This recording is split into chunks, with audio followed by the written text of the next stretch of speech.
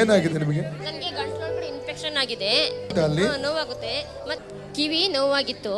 ಅಲ್ಲಿ ಡಾಕ್ಟರ್ ಹತ್ರ ಹೋದಾಗ ಅದು ಆಪರೇಷನ್ ಮಾಡಿಸ್ಬೇಕು ಅಂತ ಹೇಳಿದ್ರು. ಆಮೇಲೆ ಅದು ಕಟ್ತಾ ಬಂದಾಗ ಕಿವಿ ಒಳಗೆ ಏನಾರು ಕೈ ಹಾಕಿದ್ರೆ ಗಂಟಲೊಳಗೆ ಇನ್ಫೆಕ್ಷನ್ ಆಗುತ್ತೆ. ಈ ಕಡೆ ಸೈಡ್ ರೆಡ್ ಆಗುತ್ತೆ. ಮತ್ತೆ ಬೆನ್ನು ಉಂಟು. ಮತ್ತೆ ಬೆನ್ನುವಿಂದ ಅಂಗದವರೆಗೂ ನೋವು ಉಂಟು ನನಗೆ. ಮತ್ತೆ ಕಿವಿ ನೋವು ಉಂಟಾ ಈಗ? ಕಿವಿಲಿ ಐತ ಒಳಗಡೆ. ಎಷ್ಟು ಸಮಯದಿಂದ ಅದು? 7-8 ವರ್ಷನೇ ಆಯ್ತು. ಹೀಗೆ ಯೇಸು ಗುಣಮಟ್ಟ ನಂಬ್ತೀರಕ್ಕ? ಓ, ನಂಬ್ತೀನಿ. ತಂದೆ ದೇವರು ಯೇಸು ನನ್ನ ನಾಮದಲ್ಲಿ ಪವಿತ್ರಾತ್ಮನ ಸಹಾಯದಿಂದ ಕರ್ತನೆ ಪಾದಕ್ಕೆ ಬಂದಿದ್ದೇನೆ. ಅಪ್ಪ ಜಾನಕಿ ಅಕ್ಕ ಅವರ ಆರೋಗ್ಯಕ್ಕೆ ಪ್ರಾರ್ಥಿಸ್ತೇನೆ. ಕಿವಿಯಲ್ಲಿರುವಂಥ ವೇದನೆ, ಅಪ್ಪ ಗಂಟಲಿನ ಆ ಒಂದು ಇನ್ಫೆಕ್ಷನ್ ಕರ್ತನೆ ಅದೆಲ್ಲ ಬಿಟ್ಟು ಹೋಗಲಿ ಸ್ವಾಮಿ. ಅದೇ ರೀತಿಯಲ್ಲಿ ಬೆನ್ನು ನೋವೆಲ್ಲ ಬಿಟ್ಟು ಹೋಗಲಿ, ಸೊಂಟ ನೋವೆಲ್ಲ ಬಿಟ್ಟು ಹೋಗಲಿ. ರೈಟ್ ನಾವು ಅದ್ರ ಹಿಂದಿರುವಂಥ ಸ್ಪಿರಿಟನ್ನು ಯೇಸು ನಾಮದಲ್ಲಿ ಅರೆಸ್ಟ್ ಮಾಡಿ ಅದನ್ನು ಬ್ರೇಕ್ ಮಾಡ್ತಾನೆ, ಡಿಸ್ಕನೆಕ್ಟ್ ಮಾಡ್ತಾನೆ. ಔಟ್ ಇನ್ ಜೀಸಸ್, ಫ್ರೀ ಆಗಲಿ. ಔಟ್ ಇನ್ ಜೀಸಸ್, ಫ್ರೀ ಆಗಲಿ. ಔಟ್ ಇನ್ ಜೀಸಸ್, ಫ್ರೀ ಆಗಲಿ.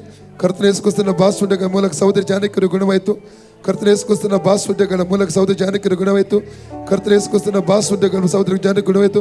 ಫ್ರೀ ಇದ್ದೇನೆ ಜೀಸಸ್. ಈಗ ನೋಡಿ ಅಕ್ಕ,